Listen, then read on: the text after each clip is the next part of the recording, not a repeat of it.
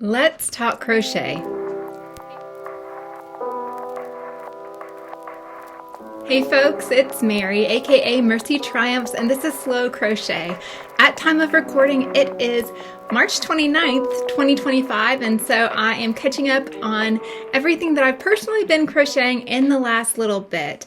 So I'm trying to do these pre-recorded and posting them like a month later. So as I record, my February mix is live right now, and so it's kind of this funny time traveling thing. And also I know that when this does get posted that there's other videos that have already kind of come out, so I'll be able to reference those. So anyway, let me get to the things that I have been working on in this month. Now the first thing that I did finish in crochet is a hat. Y'all, I've lost count of how many times I've made this hat. It is so juicy and wonderful and fluffy, and I love it, and it takes forever because it is so many slip stitches in the back loops only to do the brim, but I can get it out with about 200 yards of a worsted weight yarn. So it's one of my favorite go-to hats. It's the Seafarer's Crocheted Cap by Beth Hall. I love how the crown shapes up. It's nice and flat. It's not gathered up there. And this one I had made before. I had two skeins of this. I think it's like a Plymouth yarn. It's like a superwash wool. But I'd made it before and I had forgotten to do the short rows up at the top. So it was all gathered at the top and it was driving me crazy. And it was one of those things where I had the yarn and I knew what I was going to make. And sometimes it's nice to have that yarn set aside that you're like, okay, I know exactly the project that's going to become. I've just not started it yet. In fact, I have two skeins right here sitting here. This one that I picked up at the Middle Tennessee Fiber Festival, this is one that I've just had on hand. But I know exactly the project that these are going to become. And I have my yarn winder right here, right off camera. I'm not going to turn it around for you to see. But anyway, it's like, I know exactly what these are going to become. And that was what was the case with this project too. So I think, actually, I don't know if I had started this one for my last video. But anyhow, it started, finished, it's done, and one of the few completed objects, well, I say few, one of the completed objects for the month of March. Another completed project is my shawl swap shawl, and so this, I just got word yesterday that the shawl did arrive at my friend Miss Jessie's, and I will have the playlist linked below, or any of the ladies that have been involved in the shawl swap, the 6 shawl swap spring. One of those things. We put a bunch of words together into a hashtag. But anyway, I now, at the time that you're seeing this, I have my video posted of the shawl that I received as well as the shawl that I made. And so here's a picture here of just like the blocking of it. But that was the gratitude shawl. And it's, I think, from my Crochetology, something like that. I'll have it here, and I'll also have it listed below. All the patterns that I reference, anything I reference, is always going to be in the description box. And it's very rare that I do paid for patterns, so mostly it's free, and I will let you know if it's ever a paid for thing.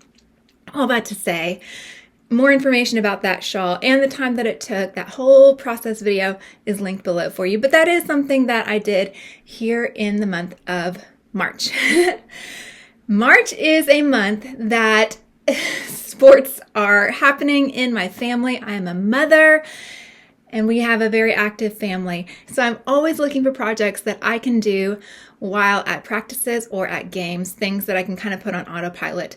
And one of the things that I love doing is having some yarns that I might not wear myself, but it's good to have things that I can just make up and start stockpiling donations for when the weather gets colder.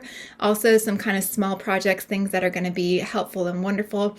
One of those things is my corner to corner crocheted beanie. It's a top down situation. I ended up taking 2 different yarns and holding them together. They were 2 kind of DK weight yarns, and I wasn't really sure how they were going to work up. I wasn't really enjoying them independently. I had done 2 separate projects, ended up frogging them back and holding the 2 together with a 6.0 millimeter hook to make this corner to corner beanie. It did come out a little bit big, but my head is maybe average size, so this will end up being a donation, and hopefully it will keep someone warm. It's kind of neutral, I think, in terms of the color. That purple and the marled gray kind of mutes it out a little bit. So I do like how that turned out, and I was also glad to use that yarn and be able to have something pretty straightforward for my hands to do.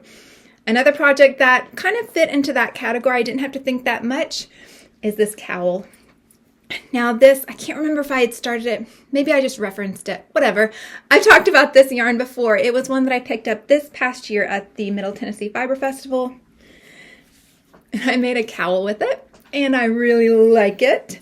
And this cowl is based actually on this one that I'd made before, and this was based on a Crystal Bagaudet crochet pattern. And as I've been doing this kind of color analysis, trying to wear colors that are more flattering to me, I think you can really see maybe the difference between something like this, which is very warm, and it's a similar pattern, it's a similar feel, but then contrast that with a much cooler tone. And I think the blue kind of makes my skin feel a little bit more alive.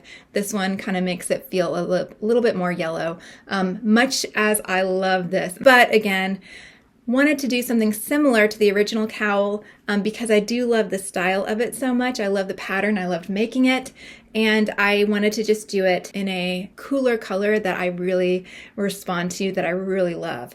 So still loved this one a lot, and they are similar, but they're different. They're ever so slightly different sizes here. And I can have Crystal's original pattern linked below for a hat that uses this gorgeous stitch pattern. I think the pattern is like a multiple of 3. So I think with this one, maybe I did 60 or 66 stitches to make it really tight. And this one, I went up a little bit more. But regardless, that's another finished object. And this one, just as a reference. The last finished object that I want to show off is Binky Bunny. This is a pattern by Cassandra over at Craftably Ever After, and when she came out with this pattern, I just loved it. I loved this little bunny.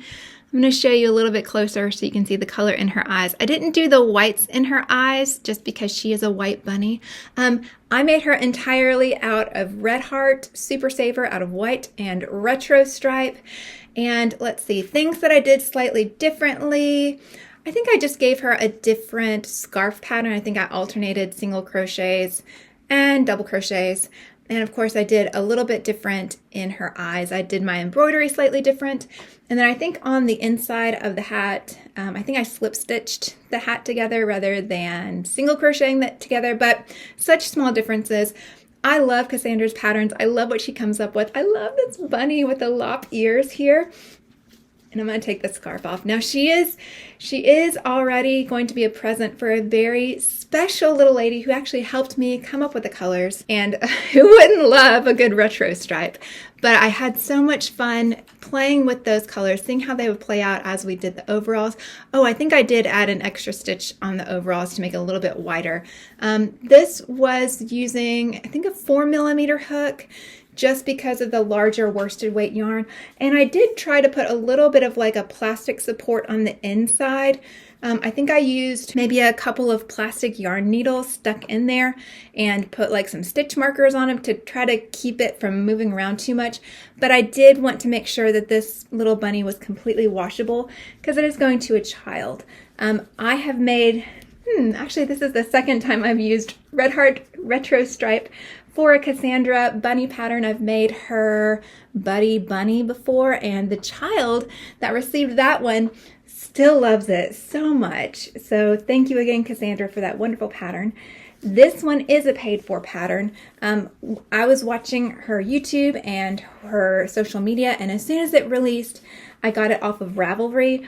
I did decide to buy it from Ravelry and not from Etsy, just because Etsy has had some controversy lately, and I don't know if it's the same with Ravelry, but I want Cassandra to get the full benefit or more benefit than not of her sales. So I'm not sure. I don't know. Cassandra, do let me know, or anyone else. If you have patterns that you have on Ravelry and on Etsy, is there a difference there? I would love to know, because it's not often that I'm able to support pattern designers, but when I do, I want to make sure that they're getting the maximum benefit. I love how this bunny turned out. I love her happy little tail. I love how the overalls come and connect there at the back.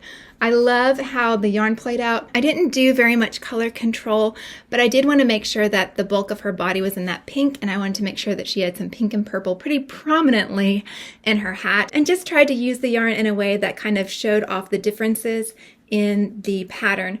In the original pattern, you do color changes for like the shirt and the overalls and the scarf and the hat, all that kind of stuff. But with Retro Stripe by Red Heart, it just kind of does all that fun stuff for you. So absolutely love this bunny. Thank you so much, Cassandra, for the wonderful pattern. I love the time that you put into your work. Her patterns are always wonderful, whether they're free on her blog or whether they are paid for. I've had only good experiences with them. And so chances are you guys know Cassandra already, but her Etsy store, her Ravelry, and her blog and her YouTube channel will all be linked in the description below. The last thing I want to talk about is any works in progress that I have right now in the world of crochet. Now, at time of recording, I'm still working on my pop-up sunflower granny blanket. I think I have 2 or 3 more skeins of yarn for the continuous join as you go on that, but I have passed kind of the halfway mark there. We are making progress.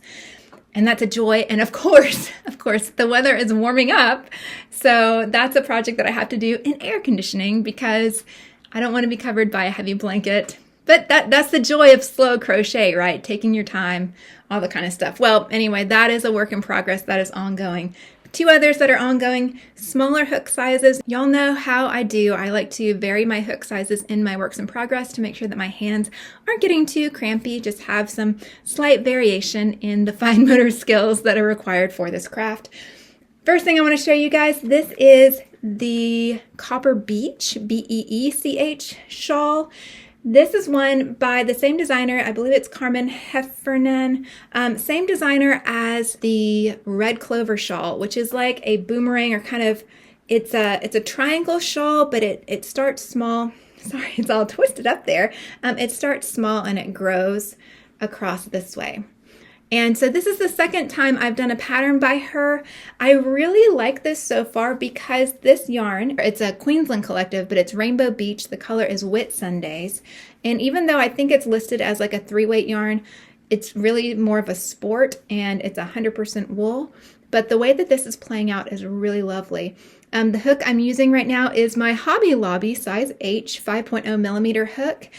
Performing really well, no complaints there as predicted in that video, which I will have linked below as well. But I do really like this design. It's pretty straightforward.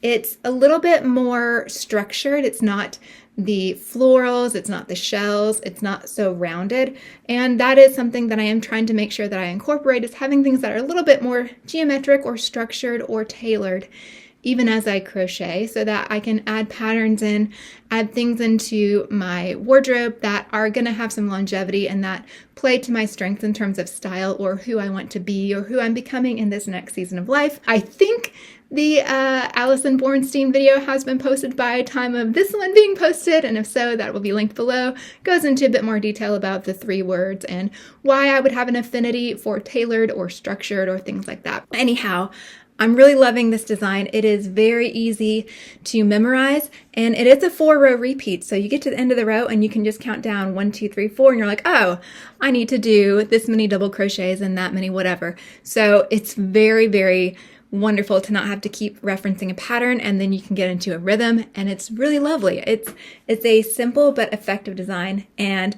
with this yarn, with this kind of variation in these dusty indigo blues, which I've worked with before. I made a whole shawl out of this, and the first time, 2024, when I went to the Middle Tennessee Fiber Festival, I ended up giving that away to a stranger. It was a beautiful story. If you haven't heard it, I'll have that video linked below. Y'all, I keep saying that, but there's so many people that keep jumping in here, and I'm so thankful for you, and I just never can tell, like, at what point you are joining me on this journey, this crochet YouTube adventure.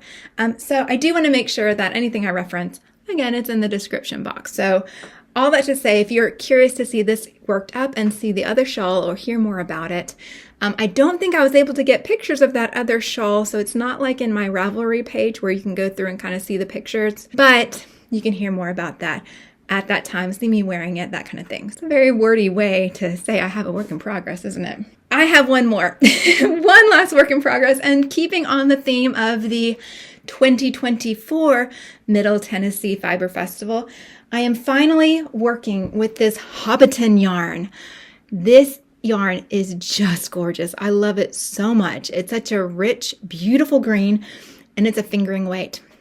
And for the longest time, I knew exactly what I wanted to make with it, but it is something that has a learning curve for me. It is mosaic crochet, and I'm using this other yarn. Y'all, I don't have my labels with me, so I couldn't tell you exactly what this is. I am using a size E hook, so what is that? Like a 3.25 millimeter, something like that. Anyway, I am making a cowl, and this is the Namari cowl, I believe that's it. And this is how far I've gotten. So all those little stitch markers are counting off in rows of 10 or counts of 10. So it's a little bit slow going. I am following the pattern precisely, and so I haven't done a whole lot of work on it. In fact, I was working on this when I had to stop and do my shawl swap shawl, and so I haven't really come back to it since. Because I'm using a smaller hook on that, and because it's something that takes more concentration, that kind of ticks two of the categories in my works in progress. I like to have the mindless things. I like to have the things that I focus on. I like to have the things with the larger hooks and things with the smaller hooks. But I don't want to have lots and lots of all of those things. I just want one or two projects, maybe up to 4 at a time. So this is what that one is. I haven't worked on this in several weeks, and I'm not sure when I will get to work on it again, because we're getting into a time where there's a lot more concentration required of me. And so even though the pattern is beautiful and repetitive, you get in a rhythm. Like once you do a row, you just do that row and repeat it however many times. And actually, I think there will be a section of this cowl that's very straightforward, where it's almost like a grid pattern. So that should be easy. And truth be told, maybe I'm just at that moment that takes more concentration, and I just need to press through for a few more rows, and then it'll be beautiful. But I really do love these two yarns together. I love how this is kind of playing out in the gentle variation, and I love this tonal, rich green. It is so, so luscious. The shirt that I'm wearing is definitely more of a olive khaki color, and this is like a Christmas green, like a really deep Christmas green. Like it's bright and vibrant, but it's not like green out of a crayon box when there's only 4 crayons in there. It's got a lot more life to it. This dyer was not at the Middle Tennessee Fiber Festival this year, but they are out of, I think, Knoxville, Tennessee, something like that. Just wonderful. Has a lot of inspiration from books and nerdy properties, which I appreciate, but I'll have her linked below as well. But yes, y'all, that is what I've been working on in crochet in the month of March. That's what I'm currently working on. Thank you so much for listening to me ramble, for hanging out with me, for any of your thoughts in the comment sections. I love to hear them. I love to hear what y'all are working on, or just whatever is going on in your world. It's always so encouraging to hear from y'all, and also just to know that like I have this yarny community. For as wild as life might be in trying to keep up with everyone's needs and whims and life, and there's just a lot going on. So I appreciate y'all that have stuck around here with me. I appreciate y'all that have been with me when I was doing like 2 videos a week, and y'all that are still here now, and those that are just coming along on board listening to me ramble. I appreciate you. And if for whatever reason I'm not your cup of tea, thank you so much for listening this long. I really do appreciate you, and I do hope I'll see you again soon. Bye.